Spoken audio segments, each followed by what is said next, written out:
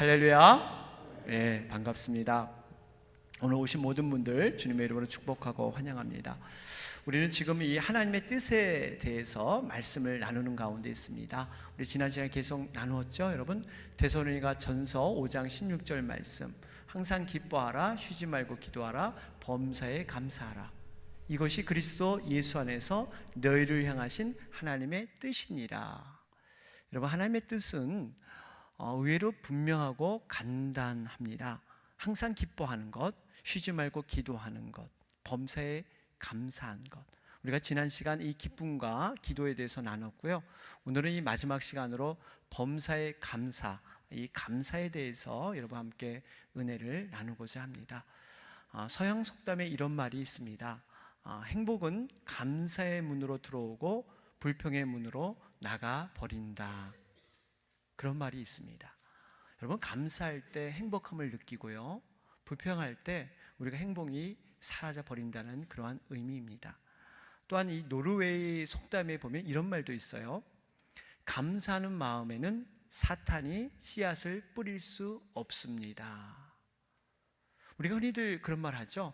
웃는 얼굴에 차마 침 뱉겠느냐, 침 못 뱉는다, 뭐 이런 말도 있는데요. 여러분, 아무리 영악한 사단도 우리가 감사하는 마음은 건드리지 못한다는 거예요. 여러분, 사단이 어떤 존재입니까? 우는 사자와 같이 이 먹을 것을 찾으러 다니는 그러한 사단, 이 사단도 감사하는 자에게 얼씬하지 못한다고 그렇게 얘기하고 있습니다. 여러분, 감사는 정말 중요해요. 감사는 축복을 씨앗을 심는 그러한 것이 감사입니다. 하늘의 축복의 문을 여는 것이 여러분 감사의 키예요.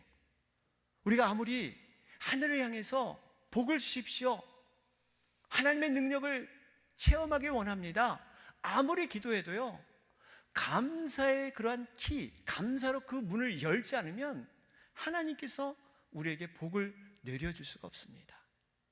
그릇 없이 마치 달라는 격과 동일한 것이에요. 그렇기 때문에 우리가 이 감사를 우리가 정말 중요하게 다뤄야 됩니다. 초자연적인 그러한 법칙의 원리 가운데 심은 대로 거둔다 하는 말이 있습니다.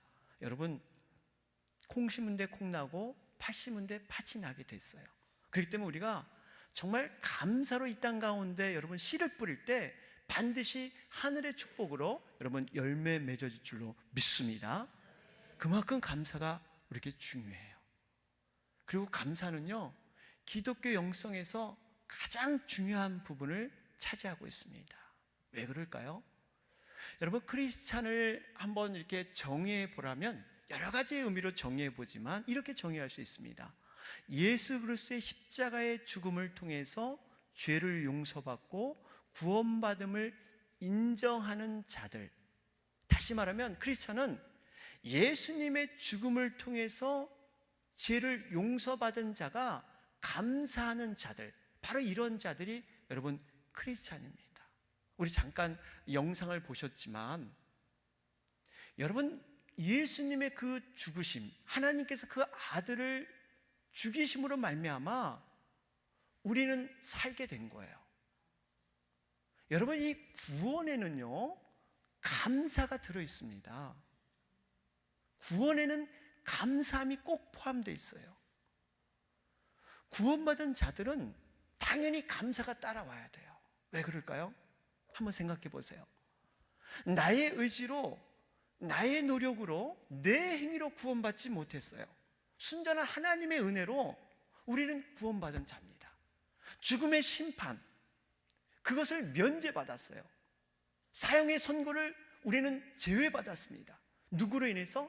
바로 예수님의 죽음의 대가로, 바로 피의 대가로, 그 아들의 그 죽음의 대가로 기차에 있는 사람들이 살아난 것처럼 그 대가로 치렀기 때문에 여러분, 구원받은 자들은 당연히 감사가 있어야 되는 거예요. 어떤 분은 난 구원의 확신이 있는데 내 생활 가운데 감사의 마음을 못 느껴. 난 구원받는 거 확실해. 나는 천국 가고 하늘나라 가는 거 확실한데 나에겐 별로 감사가 별로 있는 것 같지 않아. 여러분, 이건 모순이에요. 어떻게 보면 우리가 구원에 대한 확신을 다시 한번 재고해 봐야 됩니다. 구원에는 감사가 포함되어 있어요. 우리가 구원을 생각하면 생각할수록 내가 죽을 수밖에 없는 그러한 사람인데 내가 그분의 십자가의 그 죽음을 인해서 내가 살아났다. 정말 영원한 천국에 내가 간다. 여러분, 이 구원을 생각하면 생각할수록 감사가 흘러넘치게 되어 있습니다. 이게 당연한 거예요. 이 땅의 모든 감사는 그래서요, 구원에서 시작해서 구원으로 완성돼야 될 줄로 믿습니다. 세상의 감사는 잠시 있는 거예요. 이 구원의 감사를 우리가 깊이 고민하고 깊이 누려야 됩니다. 구원의 이 기쁨과 감사가 우리의 삶 가운데, 가정 가운데 넘치기를 주님의 이름으로 축원합니다. 국제적인 기독교 공동체로 알려졌죠. 이 라볼이라는 이러한 공동체가 있습니다. 스위스에서 시작을 했는데요, 이 공동체는 하나님이 주신 이 지성을 가지고 바른 영성과 정말 왜곡된 신앙을 바로잡기 위해서 시작된 공동체가 바로 이 라볼이라는 공동체입니다. 이 공동체를 처음 시작한 분이 프란시스 셰퍼, 바로 이러한 그 분이신데요, 이분이 이러한 고백을 했어요. 인류가 첫 번째 불행을 시작하게 된 원인이 감사의 결핍 때문이다, 이런 고백을 했습니다. 굉장히 일리 있는 그러한 고백이에요. 특별히 이 에덴 동산 창세기를 보면, 저도 이 말을 듣고 좀 창세기를 유심히 봤는데요, 거기에는 감사라는 말이 별로 있지 않아요. 이 아담과 하와가 정말 하나님이 주시는 이 에덴 동산의 풍요로움, 에덴 동산의 그 넉넉함, 사실 이런 모든 걸 보고 감사해야 되는데 그 감사하다는 말이 별로 기록되어 있지 않아요. 오히려 그 감사보다 하나님이 금단의 열매로 허락하신 선악과, 그 선악과에게 더 초점이 가 있습니다. 왜 이것은 먹지 못하게 했을까? 이 불평의 마음이 이 하와에게 더 마음이 컸던 거예요. 하나님이 주신 그 넉넉함과 감사보다는 이 선악과를 왜 먹지 못했을까 하는 그 불평의 마음이 컸기 때문에 바로 사단을 통해서 죄를 짓고 타락하게 되지 않습니까? 그래서 에덴 동산에서 쫓겨나게 돼요. 여러분, 우리가 하나님이 주신 이 감사를 발견하지 못하면요, 그 자체가 불행이에요. 그 자체가 불행입니다.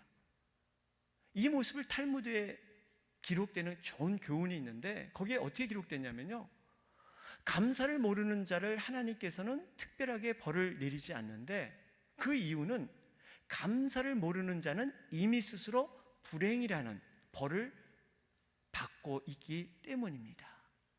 여러분, 동감하십니까? 감사할 줄 모르는 자가요, 하나님은 특별히 어떠한 거기에 대한 벌을 내리지 않으세요. 거기에 대한 징계가 따로 하지 않습니다. 그러나 이미 감사를 잃어버리는 자는 불행이라는 자기 방에 갇혀서 자기 울타리로 스스로 불행이라는 심판을 받고 있다는 거예요. 사랑하는 여러분, 바라옵기는요, 하나님께서 베푸신 환경, 작은 일에도 감사해서 하나님의 축복을 간직하시는 우리가 되시기를 바랍니다. 그렇기 때문에 우리가 감사할 조건을 찾는 게 중요합니다. 찾아보면요, 엄청나게 많습니다. 원망과 불평보다는 감사하는 게 많아요. 이 감사하는 걸 못 찾는 것은 죄를 이렇게 낳게 하는 그러한 그 통로가 되고 있다는 사실입니다. 여러분, 우리 잘 아는 누가복음 17장 10명의 문둥병자가 예수님께 모두 고침을 받았잖아요. 그런데 그 10명 중에 9명은 감사를 잃어버렸습니다. 오로지 한 명만이, 그것도 이방인 문둥병자 한 명만이 와서 예수님께 감사를 고백해요. 그럴 때 예수님의 마음이 얼마나 답답하셨습니까? 얼마나 안타까웠어요. 10사람이 깨끗해지지 않았느냐? 그런데 왜 9사람은 어디에 있느냐? 하는 것이 예수님의 고백이셨습니다. 여러분, 여기서 보면 감사한 사람이 바로 이 한 사람이고, 감사하지 않는 사람이 9사람, 10명 중에 어쩌면 이 숫자적인 비율이 우리에게 굉장한 교훈의 말씀을 주고 있습니다. 우리가 혹시 이런 사람이 아닐까요? 하나님께서 10가지 줬는데 9가지는 감사함을 몰라요. 오로지 한 가지 정도만 우리가 인색하게 감사를 고백하는, 여러분 이 모습을 우리에게 정말 다시 한번 깨울 수 있는 이러한 교훈으로 우리에게 주고 있습니다. 오늘 본문의 말씀도 보니까 이 이스라엘 백성들이 꼭 그랬어요. 애굽을 탈출할 때 하나님께서 얼마나 이스라엘 백성에게 놀라운 기적과 능력을 베풀어 주십니까? 홍해를 육지같이 건너게 하시고요, 반석에서 물을 나게 해주셨습니다. 광야가 여러분 어떤 곳이에요? 아무것도 없는 곳입니다. 그곳에 만나와 메추라기를 통해서 하늘로부터 내려서 먹여주셨어요. 여러분 광야는 인간의 능력으로는 할 수 없는 것, 오로지 하나님만을 의지하는 곳이 여러분 광야이지 않습니까? 거칠고 메마르고 고통의 땅. 그런데 그들이 하나님을 의지할 때 하나님께서는 아낌없이 모든 것을 광야 생활 가운데 다 허락해 주셨어요. 이 고백이 여러분 신명기 8장 4절에 기록되어 있죠. 거기 보면 하나님께서 이런 말씀을 주시지 않습니까? 여기 보니까 이 40년 동안에 내 의복이 헤어지지 아니하였고 내 발이 부르트지 아니하였느니라. 여러분 여기 보세요. 광야에 의복이 있겠어요? 신발이 있겠습니까? 여러분 이것을 구할 수 없는 곳이에요. 그런데 40년 동안 무려 100만 명 이상 되는 그 이스라엘 백성들을 40년 동안 의복이 헤어지지 않고 발이 부르트지 않도록 여러분 하나님이 공급해 주셨어요. 이런 하나님께서 정말 이스라엘 백성들을 완벽하게 먹이시고 입히셔 주셨습니다. 그런데 그럼에도 불구하고 이스라엘 백성들은 조금만 어려워지면 주의 종 모세와 또 하나님을 원망하는 이러한 모습이 바로 이스라엘 백성들의 모습이었어요. 오늘 본문에서도 보니까 이 가데스라는 곳에서 사건이 일어나고 있습니다. 물이 떨어졌습니다. 또 물이 없으니까 불평불만이 일어났어요. 온 회중이 같이 정말 동의해가지고 이 모세와 아론을 불러가지고 거센 항의와 불평을 늘어놓은 장면이 오늘 본문의 말씀입니다. 여러분 이 불평이 얼마나 심했던지 오늘 3절 말씀을 보니까요, 3절 말씀에 기록되기를 백성이 모세와 다투어 말하여 그래요. 다투어 말하였다. 웬만한 그냥 불평 원망이 아니라 다툴 정도로 심한 말싸움을 했다는 겁니다. 이스라엘 백성들이 고함 지르고 욕설을 지르면서 삿대질하면서 이 모세를 공격했어요. 여러분 모세는 어떤 자입니까? 하나님께서 뽑아서 세우신 영적인 지도자였어요. 이 모세와 다투었다.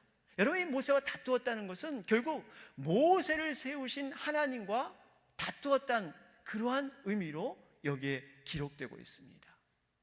어디에 그렇습니까? 이 사실이 13절 말씀을 보세요. 13절 말씀을 보니까 거기에 기록되기를 이스라엘 자손이 여호와와 다투었으므로 이를 무리라 하니라. 여러분 다투는 건 지금 모세와 다퉜는데 이 성경의 해석은 여호와와 다투었다, 하나님과 다투었다 이렇게 기록되어 있는 거예요. 여러분 이스라엘 백성들이 모세와 하나님께 부은 이 불평의 내용이 뭡니까? 물이 없다는 겁니다. 이렇게 갈증이 나는데 내가 죽게 됐는데 애굽에서 왜 우리를 끌어냈느냐, 차라리 애굽에서 죽이지, 이러한 그 불평을 지금 털어놓고 있는 거예요. 얼마나 하나님이 입히시고 먹이셨는데 그 은혜는 싹 잊어버리고 또 어려움이 있으면 또 불평 불만, 이것이 바로 이스라엘 백성의 모습이었습니다. 여러분 이 상황에서 모세와 아론은 어떻게 합니까? 백성들을 조용한 가운데 떠납니다. 그리고 오늘 이 6절 말씀을 보니까 모세와 아론이 회중 앞에 떠나 회막문에 이르러 엎드리매 그러죠. 여러분 회막문이 어딜까요? 주님의 성전이에요. 주님이 임재하는 곳이에요. 교회입니다. 교회 가서 조용히 기도하는 인간의 말로 일일이 그 달려드는 모든 무리들을 설득해도 설명해도 그들이 받아들이지 않으니까 이제는 그걸 뒤로 하고 그저 하나님 앞에 도움을 청하면서 기도할 수밖에 없는 모습입니다. 사랑하는 여러분, 우리 인생에도요 모세와 아론처럼 이런 경우를 당할 수가 있습니다. 말로 설명할 수 없는 기막힌 상황을 우리가 맞을 수가 있어요. 말로 설명하면 설명할수록 오히려 일이 꼬여버리는 이러한 경우도 있습니다. 제가 목회를 하다 보니까요, 이런 경우가 있더라고요. 이해를 시키면 오해로 돌아와요. 오해로 돌아와요. 어떻게 할 방법이 없을 때가 있어요. 아마 여러분도 인생 가운데 그런 적이 있을 거예요. 여러분, 이럴 때 우리는 어떻게 합니까? 말로 다 할 수 없어요. 그저 은밀히 보시는 그 주님 앞에 여러분 기도로 나가야 될 줄로 믿습니다. 모세는 그 군중들의 혈기를 꺾기 위해서 자기 자신이 먼저 무릎을 꿇었다는 사실이에요. 그들을 말로 설득하지 않고 하나님 앞에 무릎을 꿇고 자기 자신이 먼저 꿇어졌다는 사실입니다. 그때 하나님의 영광이 나타나기 시작하죠. 모세에게 말씀합니다. 뭐라고 말씀합니까? 오늘 8절에 말씀하고 있죠. 여러분 8절 말씀 한번 읽어보도록 하겠습니다. 시작. 지팡이를 가지고 내 형 아론과 함께 회중을 모으고 그들의 목전에서 너희는 반석에게 명령하여 물을 내라 하라. 내가 그 반석이 물을 내게 하여 회중과 그들의 짐승에게 마시게 할지니라. 여러분 말씀 보면 아무리 살펴봐도 여기 보면 이 지팡이를 가지고 반석을 치라는 말씀이 없습니다. 그저 반석에게 명령하여 물을 내라. 여러분 이것이 하나님의 말씀이셨어요. 절대로 반석을 치라는 말이 없는데, 그런데 모세는 어떻게 행동합니까? 우리 10절 11절 말씀 한번 읽어볼까요? 10절 11절 말씀 우리 보도록 하겠습니다. 제가 읽겠습니다. 반역한 너희여 들으라. 우리가 너희를 위하여 이 반석에서 물을 내려 하고 모세가 그의 손을 들어 그의 지팡이로 반석을 2번 치니 물이 많이 솟아나므로 회중과 그들의 짐승이 마시니라. 여러분 여기 보면 모세가 정말 어떠한 마음으로 이 일을 행했는가? 분명히 이스라엘 백성을 모으는 것까지 순종을 했습니다. 그런데 문제는 말로만 하라 그랬는데 지금 지팡이를 들어서 2번씩이나 이 반석을 내리친 거예요. 그랬더니 물이 나오기 시작합니다. 여러분 이것이 현대인의 성경, 쉬운 성경이죠. 여기는 어떻게 기록됐냐면 이렇게 기록되어 있어요. 이 반역자들이여, 우리가 당신들을 위해 이 바위에서 언제까지 물을 내게 하겠느냐 하며 지팡이를 들어 바위를 2번 쳤다. 그러자 물이 분수처럼 솟구쳐 나와 백성과 그들의 짐승이 다 물을 마셨다. 여러분 이게 무슨 말이에요? 모세는 이 불평하는 이스라엘 백성들이 너무나 원망스러웠던 거예요. 하나님의 정말 이렇게까지 은혜를 주고 그렇게 놀라운 기적과 능력을 보여줬는데 언제까지 이스라엘 백성이 이럴 것인가 하는 그 자신의 감정이 하나님의 그런 명령보다 더 앞섰던 것입니다. 그러니까 말로만 하는 것을 감정을 섞어서 2번씩이나 이 바위를 내리친 것입니다. 여러분 모세는 어떤 사람입니까? 민수기 12장 3절을 보면요, 온 세상에서 모세 온유함보다 더 큰 자가 없다. 여러분 누가 인정한 거예요? 하나님이 인정하신 거예요. 하나님께서 온유함으로 인정한 그 모세가 지금 완전히 무너져 버린 거예요. 원망과 분노 때문에. 여러분 여기서 우리가 중요한 교훈을 발견할 수가 있습니다. 불평은 전염된다는 사실입니다. 불평은 전염돼요. 이 에볼라나 메르스나 이 지카 바이러스, 여러분 이 세상에 돌고 도는 이 이름 모를 바이러스가 많이 있잖아요. 여러분 이것만 전염되는 게 아니에요. 불평, 불망, 원망, 시기, 질투, 여러 이런 것들 다 전염될 수 있어요. 마귀는 이것을 노립니다. 우리가 흔히들 이런 말 하죠. 흉보면서 배운다. 여러분 이런 말 하는데요, 어떻게 보면 이스라엘 백성들의 그 불평, 모세가 이 불평을 보면서 원망했던 마음이 자기에게 그 불평으로 지금 전염되고 있는 거예요. 이 불평의 심리는요, 자기 자신만 무너지는 것이 아니라 많은 사람을 끌어들이는 이러한 놀라운 자석과 같은 이러한 힘과 능력이 이 불평 속에 들어 있습니다. 동조자를 이렇게 만들려고 하는, 당을 지려고 하는 그러한 것이 불평 속에 있어요. 그 좋은 예가 바로 민수기 16장에 나오는 고라의 반역입니다. 여러분 고라가 이 모세에 대해서 대적했잖아요. 너만 영적 지도자냐? 나도 하나님이 택한 지도자다. 그러면서 250명의 당을 모으게 됩니다. 그러면서 모세에게 대적했을 때 하나님께서 불로 심판해 버리세요. 그리고 맞아서 700명을 연병을 걸려서 다 죽게 합니다. 여러분, 이렇게 당을 짓는 것, 이 불평은요, 그러한 이 묶어지는 이러한 효과가 있어요. 그렇기 때문에 여러분, 우리가 불평을 참으로 조심해야 됩니다. 삼가해야 돼요. 왜 그렇죠? 나도 죽고 상대방도 죽을 수 있는 위험한 무기이기 때문에 이 불평을 우리가 삼가해야 돼요. 또 하나 우리가 이 불평에 대해서 생각해 보면요, 하나님은 모든 우리의 말하는 것을 듣고서 그대로 우리에게 이루기 때문에 우리가 불평의 것을 삼가야 됩니다. 모든 원망의 말, 모든 우리의 말들을 하나님은 들으세요. 민수기 14장 27절 28절을 볼까요? 민수기 14장 27, 28절 한번 다 같이 한번 읽어보겠습니다. 시작. 나를 원망하는 이 악한 회중에게 내가 어느 때까지 참으랴? 이스라엘 자손이 나를 향하여 원망하는 바 그 원망하는 말을 내가 들었노라. 그들에게 이르기를 여호와의 말씀에 내 삶을 두고 맹세하노라. 너희 말이 내 귀에 들린 대로 내가 너희에게 행하리니. 그래요. 여기 보니까 원망의 말을 내가 들었다. 누가 들었다고요? 하나님이 들으셨습니다. 하나님이 듣고요, 너희 말이 내 귀에 들린 대로 내가 너희에게 행한다. 행한다. 이스라엘 백성들의 입에 떨어지지 않는 말이 있었습니다. 우리를 왜 애굽에서 끌어내서 이곳에 죽게 하려느냐? 매장지가 없어서 여기 묻으려고 우리를 그렇게 뽑아냈느냐? 우리는 가나안 땅에 들어가지 못한다. 늘 불평 원망하는 것이 바로 입에 단 상투어가 바로 이런 말이었어요. 그런데요, 놀랍게도 하나님이 그대로 행하셨어요. 그들은 가나안 땅에 못 들어갔어요. 진짜 광야에서 다 죽게 만들었습니다. 여러분, 이걸 보면 우리가 무심코 하는 말들이 얼마나 그것이 하나님 앞에서는 중요하게 해석되는가를 우리가 깨달아야 돼요. 우리는 모르고 했지만 그 말들이 결국 나의 삶에 다시 그렇게 메아리처럼 돌아올 수 있다는 것입니다. 여러분, 우리 이거 좀 깊이 생각해 봐야 돼요. 여러분, 하나님은 어떤 하나님이세요? 돌이나 나무나 우상의 신이 아니십니다. 듣고 보고 느끼고 행동하시는 살아계신 하나님이세요. 그래서 시편 기자는 이런 고백을 했잖아요.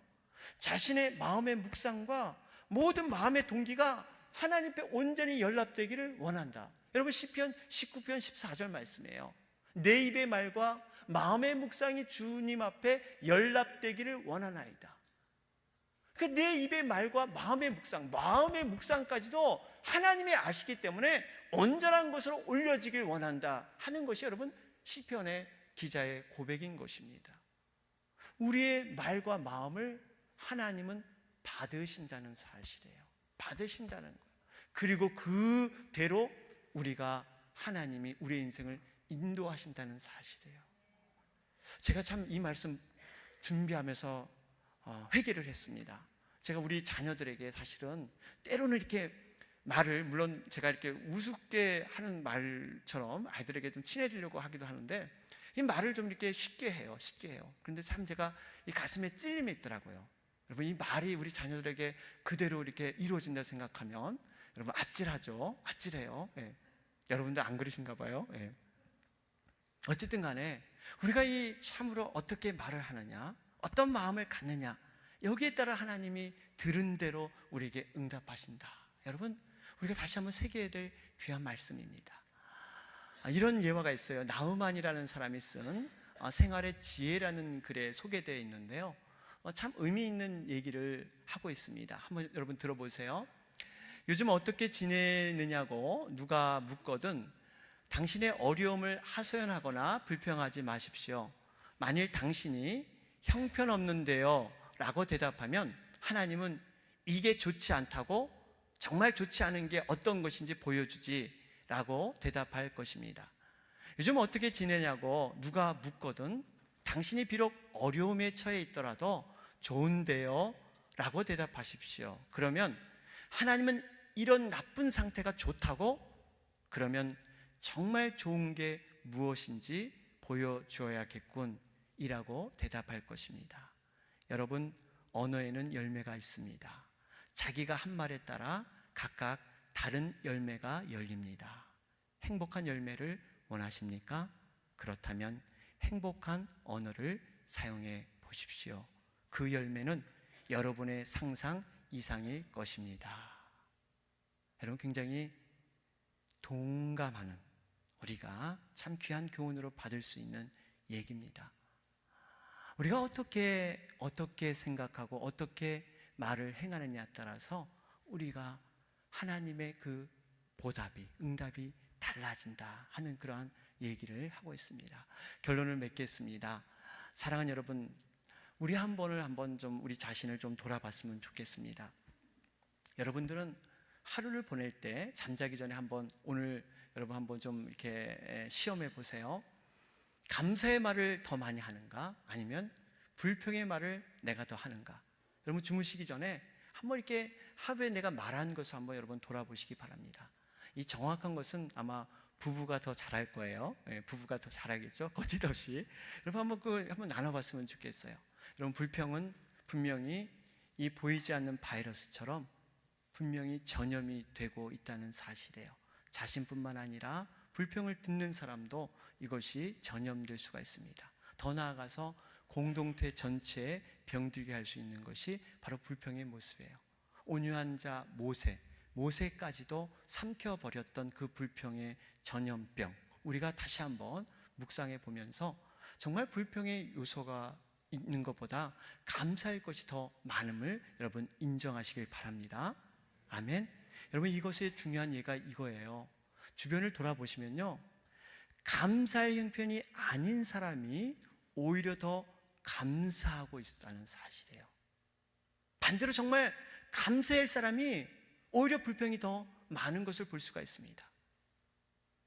평상시에요, 건강 있는 사람은 감사함이 없습니다. 근데 오히려 건강을 잃고 내 몸이 연약해지면요, 하나님 앞에 더 감사한다니까요. 여러분, 이걸 보면 감사는 어떤 조건이나 상황이 아닙니다.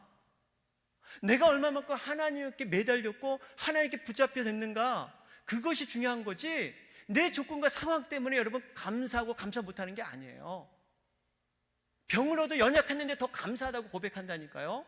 건강한 우리를 감사하지 못합니다. 여러분, 이것이 우리의 감사의 부족함의 모습이에요. 사랑하는 여러분, 우리가 정말 2016년 여러분 감사의 산지를 정복해서 정말 우리가 하나님을 깊이 만나는 그런 한 해가 되시기를 주님의 이름으로 축원합니다. 아멘.